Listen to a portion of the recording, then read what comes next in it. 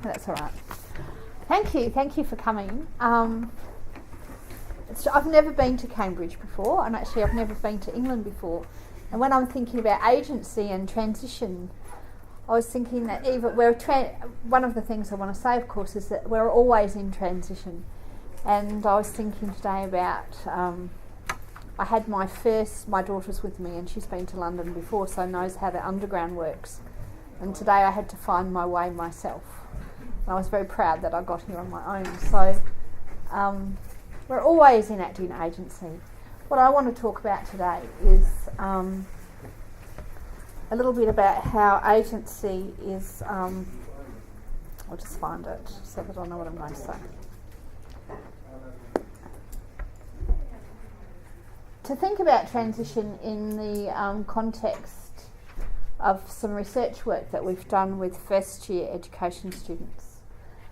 I had a little bit of a play with the title. The notion of permanent is sort of jars a bit. And I sort of did that quite purposefully, because to think about what it means to be permanent and change is an interesting conceptual relationship in itself. But I'm going to sit down, if that's all right. So that should, there we go. I'm from Adelaide, and I'm from the University of South Australia. There are marketing photos. And I sometimes think what a student who wants to come to the university would think when they looked at those photos about what their life was going to be like. We have this old house. South Australia is one of the new universities in England and Australia. I think at the same time they amalgamated a whole lot of things that weren't universities and called them universities. And most of the buildings look like the ones down the bottom. But we have in a tradition in Australia, the first English settlers, of course, their universities were built out of sandstone and modelled the Oxbridge architecture. And so the equivalent, we call it the G8, but it's the equivalent of your Russell group. We call them the sandstone universities. So I think this is our university's little sort of nudge at saying, well, we've got one of those buildings too. It's actually an old house.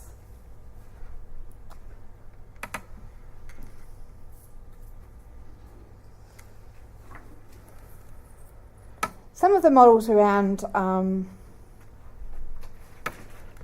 transition that tend to dominate the literature in the area of particularly school to university have what we call an adjustment perspective, where students are expected to adjust and take up the conditions of the new organisation that they're moving into.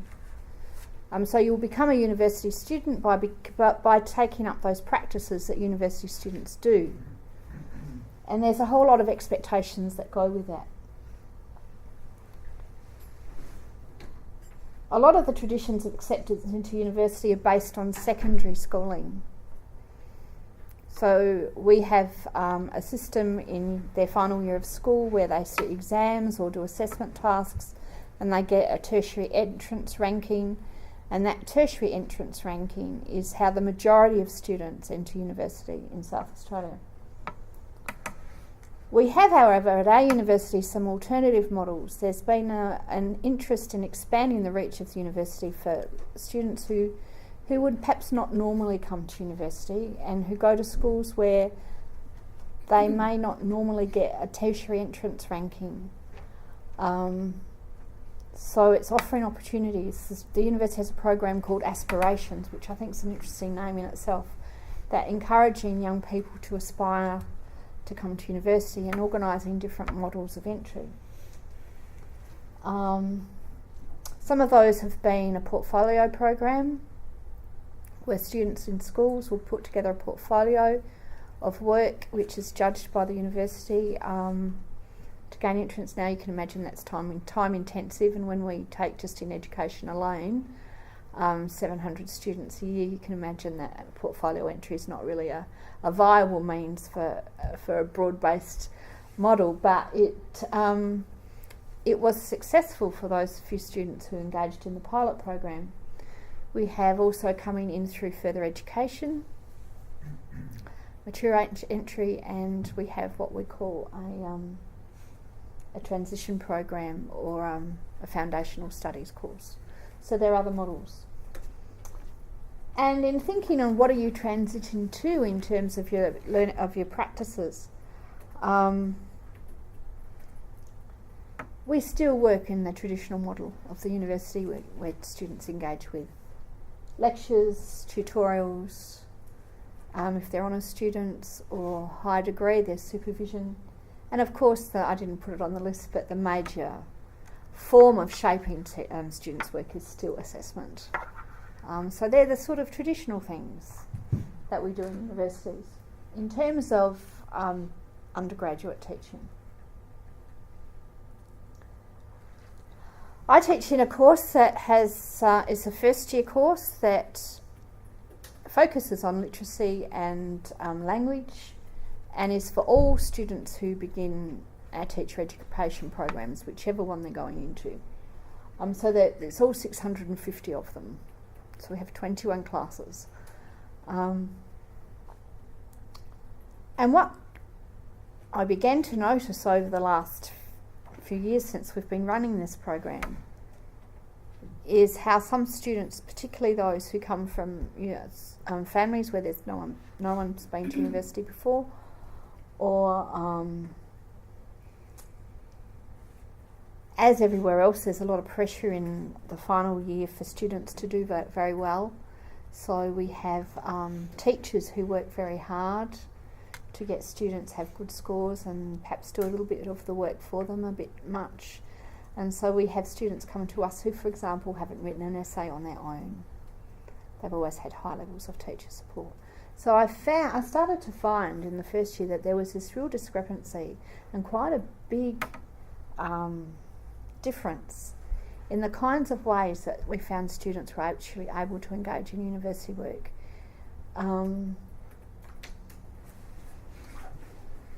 And so what we decided to do was just have this small pilot project where we looked at how students were new to the institution actually started to intervene in what the institutional norms were in terms of how they belonged to the university and became students. And particularly looking at how the different moves and forming and reforming around what I've called different modes of practice. With regard to agency, I guess we've been looking at what first year students do to actually intervene in what the uni's asking them to do.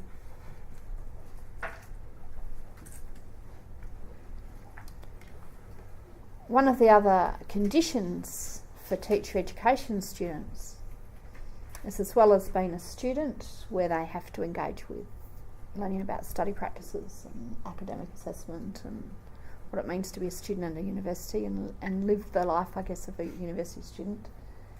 There's also, right from the very beginning, this notion of being a teacher. And that has a different set of practices and limits and conditions put upon it. So they do a practicum in their first year and immediately they're in the school having to think about themselves as being a teacher and adopting what we call professional practices, which they're a little bit wobbly in terms of actually understanding what they are. Some of my colleagues I've heard say things like, that's just not professional. So these poor students, they act like a typical student on one hand, and on the other hand they're told, well, actually that's not professional. And so how do you actually make sense of this dual role that they're being asked to play? Academic assessment is quite different to the assessment of their teaching in their practicums, and so there's sort of almost conflicting expectations at times about this thing. And it's not just for teachers, of course, it's the same for most professional degrees. In coming to think about some of this stuff conceptually, I work with Derrida in a lot of my work, and there's quite a few conceptual ways of thinking of, I think Christine called it messy things yesterday, but of all the messy forces and stuff that people engage with Foucault talks about a dispositive, which is a bringing together of a whole range of things. The assemblage is very popular at the moment, particularly in social geography, and some policy work. But I quite like Derrida's description of this sort of complex interweaving of different threads and different lines of meaning or of force. And I think we talked, someone mentioned yesterday, that agency is always political because it's a relation, and any relation has to have a political dimension, which is the force. And so I was quite interested in the sorts of forces that are at work in the relations that students establish and continue to work on when they begin in a new institution. I can't draw lines very well. Some of the PowerPoints here have been brilliant graphically. I'm not so successful, so I've just plopped a whole lot of names there. But there's some of the things that just sort of come out. What we did in this research was we asked students if we could talk to them a couple of times about how they were going in their first year. We had a sample of about 12 students. We would have liked a few more, but first year students are quite reticent, we've discovered, in participating in any kind of research. We found that again this year. We did a survey. I thought that would be easy, it's online, they don't have to talk to anyone. But it was still hard to get the numbers up because I think some of it's email overload. They get so many emails they just don't read them. But also it's part of the uncertainty of actually being there. So to have to actually expose yourself in a research project is quite daunting. But we had some very willing participants, and so we were quite fortunate that the ones that we got were quite talkative. We did ask for participants that were from a low socioeconomic area. We actually work, the university works in what we call the north of Adelaide, which is two of the local government areas are the poorest areas in Australia. And so our university works very hard in that area, not only in obviously the aspirations part of it, but also we think we have a community development role, and that's part of the work that we do. So out of the interviews with these students, we interviewed them twice in the end. These sorts of things were the kinds of things they're starting to talk about. There will be more, but as we sort of continue to work through the data. But why I've got grades as the sort of the big one there is the thing that surprised me the most was what a mark at grades is, and it's not necessarily I want to get good grades. Of course they want to get good grades, but the thing that they were saying was that their grades is the only marker that they have as to how well they're going. There is actually nothing else. Even formative feedback, or you're going around the tables and saying yes, that's a great idea, and blah blah blah blah blah. They said the only thing that really counts that they can use to make a judgment about what they're doing is through their grades, and they're happy to pass. To actually pass was a great celebration. To aspire to higher grades, of course, was there. What I'm going to do is actually just pick a few of those and just have a look at some of the data very quickly.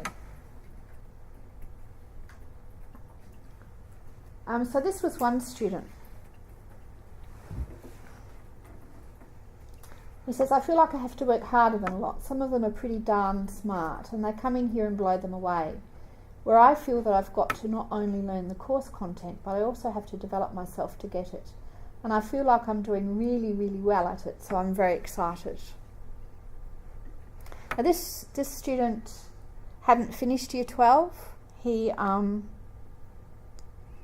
left school in very distressed circumstances. He wasn't on good relations with his family. He went off and did TAFE courses. We have a certificate system. He started at Certificate 1. He ended up doing a Certificate 4 course in IT, and that qualified him to have special entry. So he entered into a double degree in Australian Studies and Education, which was the only way he could come in. And I actually interviewed him, and the first thing he did was sit down with this big smile and said, I love being here. And it was really interesting how during the interview it unfolded, that he felt, while he didn't think he was as clever as everyone else, he'd already decided that if he worked hard, then he might actually be able to do as well as other people did. But I think it's really interesting, just the I statements that he makes there. I feel. So there's quite a few times when he says, I feel like I have to work harder. I feel like I'm doing well. So there's this emotive part of agency, that for him to be able to participate, it had to call upon his emotional state. I feel I can. But also, I have to work harder. So there's this concept of almost quantity and force, that my work has got to be harder than everyone else's. And I said to him, what do you mean by harder? And his response was to do more. That he saw that he would actually have to do more than people. But what I think is interesting, and will come up in another one, is there's already this acceptance that he wasn't the same as other students. A lot of them are pretty darn smart. Now, for him, that meant the kids who'd come through the school entry process. I'll just flip through them really quickly so we get to them all. These two are really quite interesting. Lasting very well. I'm really, really excited to be at university. I haven't made many friends, but I'm not here to make friends. It's the same student. And then one of the women that we interviewed, I was really concerned about what I should wear. And at the beginning you sort of think, so. But what became apparent through further interviews and then the second interview was that these were actually really important things, because it was the cultural aspect of university life that they couldn't work harder at. So they were things that they didn't know how to intervene in. They thought, if I'm not doing well at study, I can work harder. But if I'm not really wearing the right clothes, if I'm not seen to be fitting into the culture of the place, I don't really know how to do that. So that was an area where they felt a bit uncomfortable. Now, this was in the first series of interviews. By the time we got to the second one, the woman Carol, she bounced in, she said, well, Jenny, she said, you'll be pleased to know I'm not worrying about what I wear anymore. And so in that 6-month period, she was a mature age student, and I think what had happened, of course, when you're sort of in your late 30s and you're bopping into uni with a whole bunch of 18 and 19-year-olds, the cultural shift between one age group and another was quite significant. And she actually didn't know, where does a mature age student fit into this scene, and what do I wear and how do I talk and all of those sorts of things. Well, over 6 months, she said, I still don't fit in, she said, but I don't really care, because that's not what I'm here for. And Mark had made lots of friends. But he did tell me that friends were a different kind. In Australia, we don't have the wonderful college system that UK and US have, where you actually go to university and it's a lifestyle.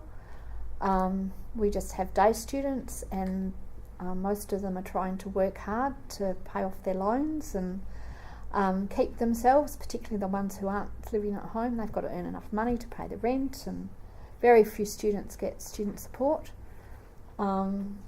So one of the other issues that I haven't talked about is that university tends to be a bit part-time, because they're balancing quite difficult work-life balance issues as well. So one of the point about friends was that I have friends at uni, but they're not friends that I mix with outside of uni, which is a different expectation to when I went to uni, and probably a lot of people of my generation, where uni was your life, that's what you did.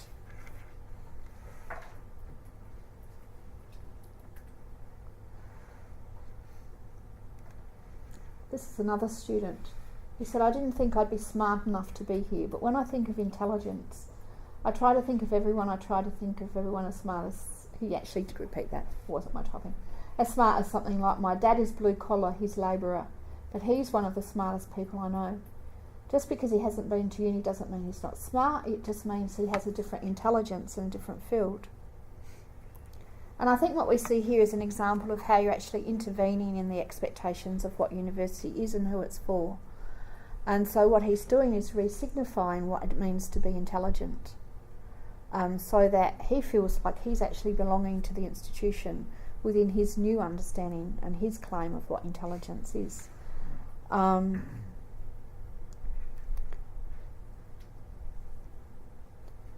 He also introduces the notion of social class. And I think through all the interviews, I've called it a spectre. Social class is sitting there even if they haven't articulated it. It's one of the things that sits unspoken in many cases, that there are strong class issues in terms of the university cohort and how they interact with each other and the expectations. We have, of course, and I think some of the sociological explanations around cultural capital and habitus, Bourdieu's work, are quite helpful in explaining some of that. But I won't go into too much of it here. But just to flag that this was sort of something that he introduced as part of his reinscription of what university is.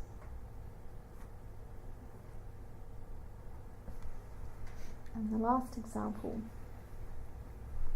is Paul again. I've been very lucky because of my performance courses. He did drama as his teaching major. I hadn't had to do as much reading as in some other courses. I'm a little bit nervous about second year where I know there's a lot more reading. I can do the reading. We'll be able to do 4 courses. Will I be able to do 4 courses, or should I do 1 as a summer school and then 3 in the semester? We found literacy was a huge issue with a lot of our students, but particularly students from working class backgrounds or low socio-economic backgrounds.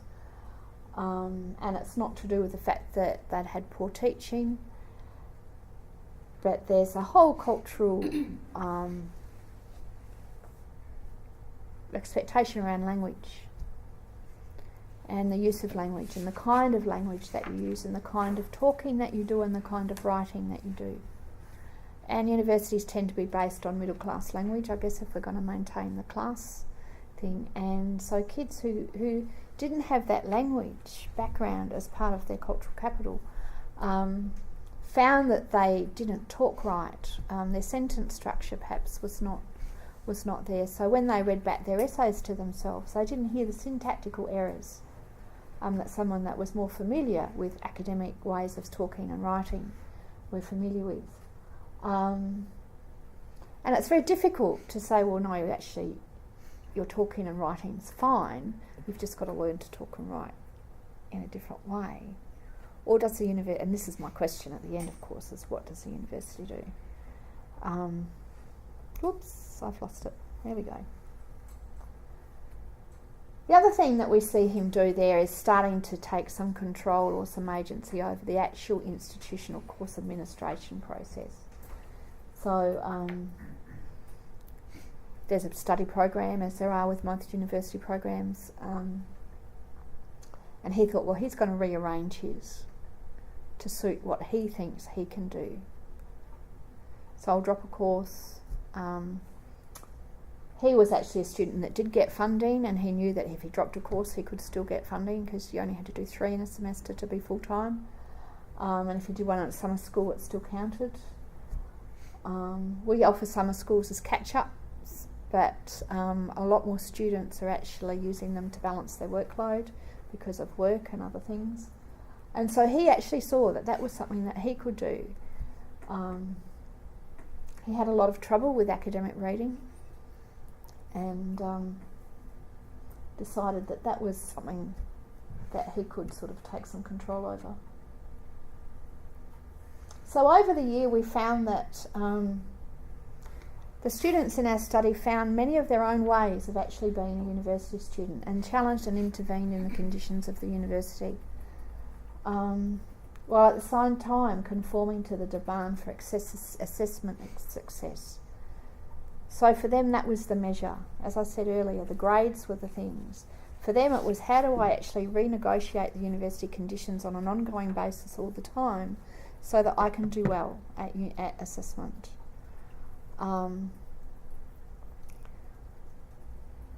And as I said, some of the key issues were for language and literacy.